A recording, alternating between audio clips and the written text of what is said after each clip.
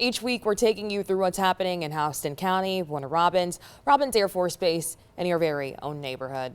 And this week, we're hearing from the mother of Brianna Durant. Warner Robins police arrested her and her boyfriend, Joshua Phillips, after a stabbing in Warner Robins. Last Thursday, police found a woman stabbed at a home on King Richard Drive. After taking her to the hospital, police tried to arrest Phillips and Durant, who refused to come out of the home. SWAT was called in, and the two were arrested after a 4-hour standoff. Now, Brianna Durant's mother is speaking about her daughter's struggles. Jasmine Lee sat down with her and shares the warning she wants other parents to know. This street is where police made arrests, but a mother says the real story began long before. She's now sharing what she calls years of warning signs and missed chances. This is my daughter, Brianna. She was actually very sober here. For Angela Pollard, it's a mother's worst nightmare. She says she watched her daughter, Brianna Durant, struggle through years of addiction and what she describes as repeated abuse. She was very pregnant. She was pregnant with her first son. Pollard says even life's most joyful moments were shadowed by fear, and Thursday night that fear became real. Brianna and her boyfriend Joshua Phillips have 2 children together. Police arrested Durant and her boyfriend Phillips after a stabbing in Warner Robins. Pollard says a witness told her 23-year-old Kirsten Gregory was trying to protect Durant when Phillips allegedly stabbed her. Police say Durant then helped keep Phillips inside the home during the standoff. I constantly worry about my daughter. I never know if he's going to get mad at her or pull a gun on her or stab her. Pollard says this isn't a single moment, but a pattern, a relationship she says has been marked by violence and fear, and one she worries can turn deadly. He's been back and forth to jail, but if you go back and look at the reports with both their names on it, it's fights between them. It's stabbings. Pollard says she's speaking out for one reason, to stop the cycle before it's too late. If somebody in the organization tells her what resources she has, maybe she'll come forward and start saying some of the things that have happened to her. A mother's warning not just for her daughter, but for other families who may see the same signs and feel the same fear. Reporting in Warner Robins, Jasmine Lee, 13 WMAZ News. Phillips is charged with aggravated assault and obstruction. He also had open warrants. Durant's charged with hindering apprehension and cruelty to children. And there were several sentencings out of Houston County to share with you this week. A judge sentenced 17-year-old Camonte Jordan to 10 years in prison. Jordan was tried as an adult and pleaded guilty to robbing someone at gunpoint. And Peyton Thomas received a 50-year sentence for trafficking and selling fentanyl. Investigators say they found enough of the drug to potentially kill thousands of people. Plus, a former Warner Robins high school student pleaded guilty to aggravated battery after a fight in the school's bathroom left another student with a broken nose. Prosecutors say Mikhail Mitchell wasn't the main person in the fight, but he was charged as an adult since he was the oldest. He received 10 years probation. Also, a woman in Warner Robins will spend 7 years in prison after defrauding Georgia Medicaid's program of more than $5 million. That's according to Georgia Attorney General Chris Carr. Elizabeth Ivester owned and operated the now closed Liberty Medical Supply Company, which was previously located on Russell Parkway. They say Ivester submitted over 77,000 fraudulent claims over 8 years, using the ID numbers of over 7,000 Medicaid recipients and falsely impersonating a physician. Last October, Ivester pled guilty to 1 count of healthcare fraud and 1 count of aggravated identity theft. According to the Attorney General, Ivester will also pay a full restitution totaling $5.4 million. And if you're wondering what's next for the long-awaited Warner Robins Vietnam Veterans Memorial, well, we have some answers for you. City leaders and architects held the first internal design meeting, mapping out how veterans will help shape the project. Now, this comes more than a decade after the city first started discussing the memorial. In 2022, we checked back in on the project after Mayor LaRhonda Patrick told us the city was looking to buy land for the memorial. 3 years later, the city announced someone donated 5 acres of land. And now a construction timeline is finally in sight. Jasmine Lee shows you how the memorial project is moving forward.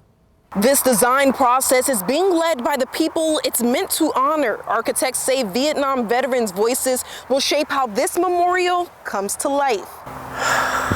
Bill Kerry comes here often, sitting in the chair he brought, thinking about the friends he lost in Vietnam. For decades, he's waited for a memorial that honors their service and their sacrifice. Just imagine what this is going to look like in another year or so. Now that wait is turning into action. City leaders and architects are beginning the design process with Vietnam veterans at the center.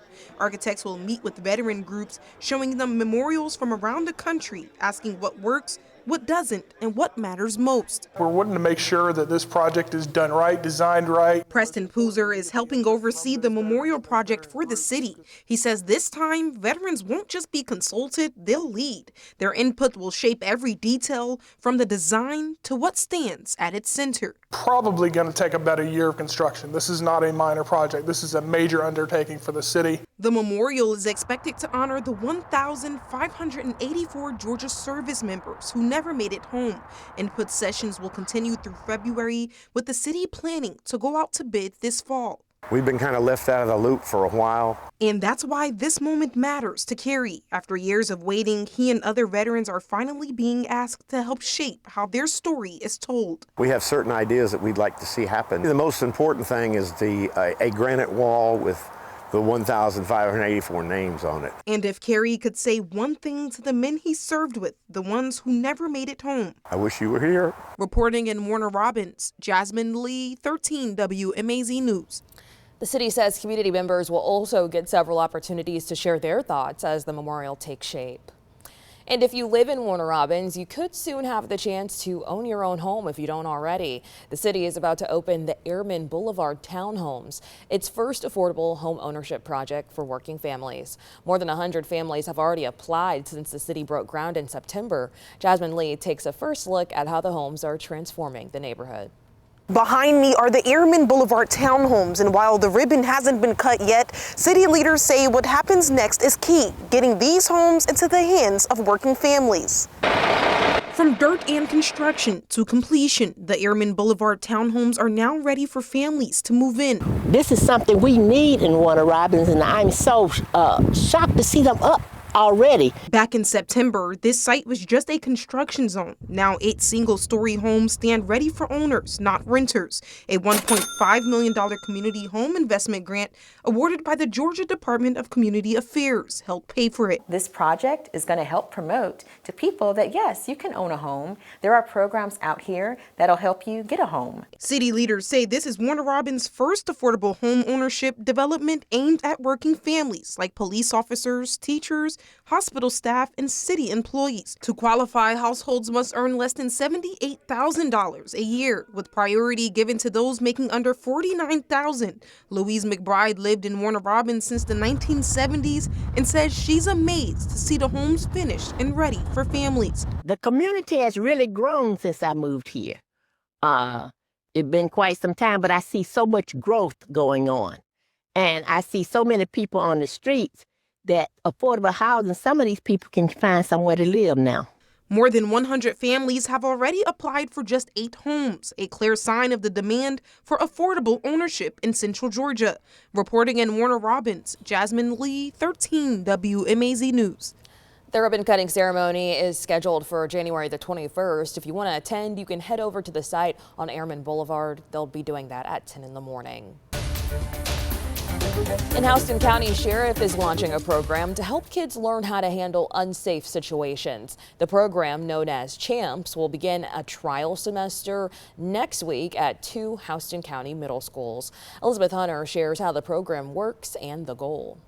Preparing Houston County's youth to navigate any situation. It'll support them making good choices, healthy choices, and understanding the consequences. That is the mission of the CHAMPS program. I really hope that they understand that their choices are directly related to the consequences that they have. The goal of CHAMPS is to teach kids how to make smart decisions about drugs, alcohol, tobacco, and more. Northside Middle School principal Alma Mundy says she was impressed by the way the material is taught. It's going to be done in an age-appropriate manner.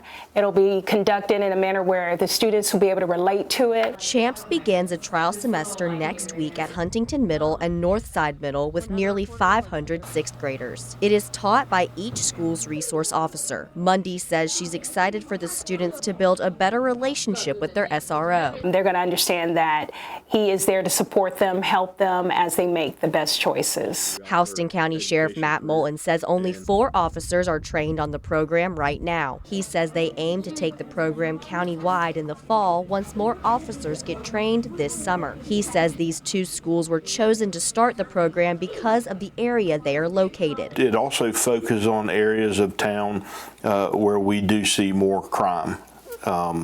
The north side of Warner Robins. Moulton says preparing children at an early age to expose them to situations and how to avoid them is essential to their success. In Warner Robins, Elizabeth Hunter, 13 WMAZ News. And as Houston County continues to grow, so does its landfill. And more trash means more gas. Every minute, trash in the landfill produces about 1,000 cubic feet of gas. To combat that, the county added dozens of new gas wells. Elizabeth Hunter went to the landfill to see how they all work. More people means more trash. For calendar year 2025, we finished with about 300,000 tons, somewhere in the neighborhood of 900 tons a day. And every piece of trash produces gas. We have had to speed up the pace at which we expand the landfill. And so with each of those expansions comes the need for expanded landfill gas collection system. Houston County Chairman Dan Perdue says that their wells collect the landfill gas. Crews installed 24 wells in mid-December, taking the total number at the landfill to over 170. Landfill regulations require that you capture and collect landfill gas. About 50% of that gas is methane, which can be very dangerous if not disposed of properly. Perdue says they go a step further by disposing of the methane in an environmentally friendly way. We would generate electricity with it and put it back on the grid rather than just burning it. Flint Energies uses the power that the methane creates, which Perdue calls green electricity. Every 5 years, the Georgia Environmental Protection Division requires the county to put new wells in. Perdue says the 24 wells cost the county about $1 million. In Kathleen, Elizabeth Hunter, 13 WMAZ News. Perdue says that Houston County is part of the Middle Georgia Clean Air Coalition, which is another reason the county disposes of the gas in a clean way. And development for a bank on the old land site of the new Perry Hotel could start as early as March. That's according to Perry's Community Development Director. Elizabeth Hunter talked to the director about what you can expect to see. Land that sits vacant with only pieces left of the once 99-year-old historic hotel. Sadly, I watched it be taken apart. Dan Arledge had a front row seat from his store window as the new Perry Hotel was taken down piece by piece in July 2024. Windows left first, and that was our first indication of the building being removed. Arledge says the empty land has been quite an eyesore the past year, but he is not excited to hear about what's replacing the hotel. You can go down the road and there'll be 8 banks in the same 1.5 mile stretch. And it's really becoming a question of mine as to why so many are necessary. In October, Morris Bank submitted plans to build an over 8,000 square foot 2-story bank. Perry's Community Development Director Joe Duffy says if approved, the bank could start development as early as March. They do not have to do any zoning changes, and they obviously don't have to annex in. So they are basically at what we would call step 2. Duffy says step 2 on the development timeline is site and building plans. He says a stormwater study is the only thing left before the bank plans are up for approval. Just from a liability perspective, we want to make sure that's been investigated. Duffy says the city took extra steps to make sure the bank fits the historic feel of downtown Perry. We also have a Main Street Advisory Board which weighs in and helped develop kind of the design guidelines. Duffy says the bank is required to keep the magnolia tree on property and is designing a walking trail. In Perry, Elizabeth Hunter, 13 WMAZ News. Duffy says the city's hope with the bank is that it's a large employer and increases foot traffic on that side of downtown. The plans will have to be approved by City Council before development can actually start. And don't forget that Election Day is coming up. To fill the vacant Georgia State Senate District 18 seat, there's going to be 6 names that you'll see on the ballot. That includes 5 Republicans and 1 Democrat. District 18 makes up Peach counties along with parts of Bibb and Houston County. The last day to vote early is Friday, January the 16th. You can vote on Election Day, January 20th. If you're not sure if you're eligible to vote, go ahead and check out the Secretary of State's My Voter page. And a family of 4 lost everything when their house went up in flames. But of course, folks in Houston County have come together to make sure the family has everything they need while they're starting over. Elizabeth Hunter has more on the story that comes straight from the heart.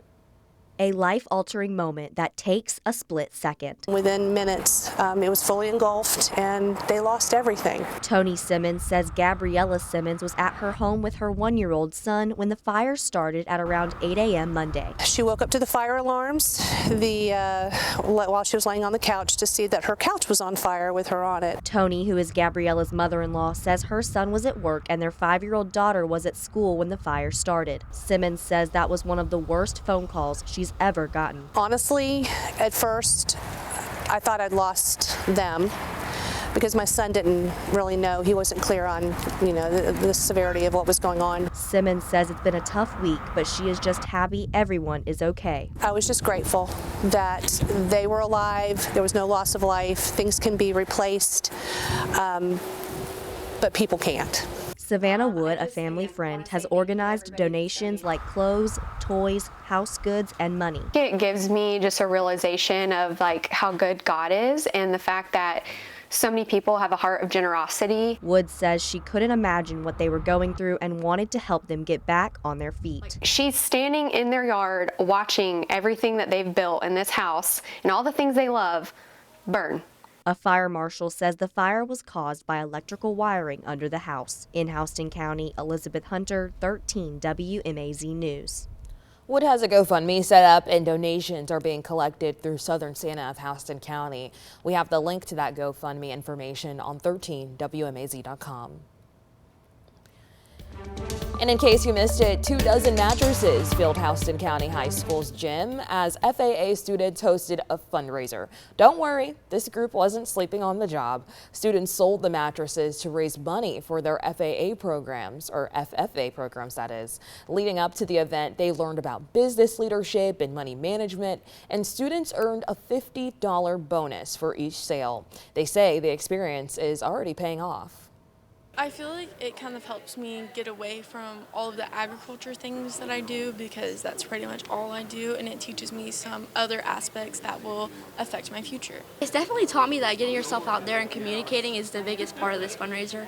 Not necessarily campaigning, it's actually talking to people and telling them what's going on. Organizers say the fundraiser is a way for the community to save money and invest directly into our local students. And One Central Georgia University is addressing its housing crisis by providing new options for incoming students. Fort Valley State University held a ribbon cutting for its new housing complex. You may remember at the start of the school year, they were short for some students. The new building will house just over 30 students, helping ease the growing demand on campus. University leaders say this is just the start, though, as they plan to expand using the same design to eventually house hundreds more students. The vision is to take this same blueprint that we have here and expand that into additional units built with the same structure on this same property. So the goal is to expand it over the next few years if we get the funding and approval to do so, but just to grow the institution, because right now we are still growing and we love the fact that we're growing. We have students that want to be here. Legacy Hall Apartments sits along State University Drive across the street from campus. And many folks are still trying to heal their pockets from the holiday season. Retailers call it the annual holiday slump, and it's hitting Houston County businesses as people zip up their wallets after the holiday. Elizabeth Hunter spoke to business owners and talks about how they deal with this slowdown. Streets filled with holiday hustle just a month ago are now nearly empty. January is usually a pretty good drop, especially the first 2 weeks. U.S. Census numbers show the December to January sales drop is annual. In 2025, sales dropped about $7 billion nationwide. Usually the J months, January, June, and July, are normally slow for the restaurant business. Sherry Chance is a manager at Bodega Brew. She says during January they rely on events to bring lots of people in. They bring in people from all around Houston County and other surrounding counties. Chance says right now they are participating in an event called Coffee Crawl that encourages people to try local coffee shops. The crawl happens for 2 weeks in January, and if people punch off all the coffee shops on their ticket, they get a free t-shirt. It's always fun to meet new people and build relationships and then have them come back. Retailers also feel the January strain. Tabitha Arzola owns the Bold Kind boutique. This is her first time having a physical store after the holidays and says it's been a learning curve. A lot of times the answer is retail's not predictable. Arzola says she takes part in all the events Perry puts on. She says she was open until midnight during the New Year's Eve buzzard drop, and those sales will help push her through the slowdown. I probably had like 30 people in here, 30, 40 people in here at one time. Arzola says she also has a huge rack with winter clothes sales to encourage people to shop. In Perry, Elizabeth Hunter, 13 WMAZ News. The National Retail Federation data says business starts to rebound in March when small businesses see a 3 to 5% rebound in sales.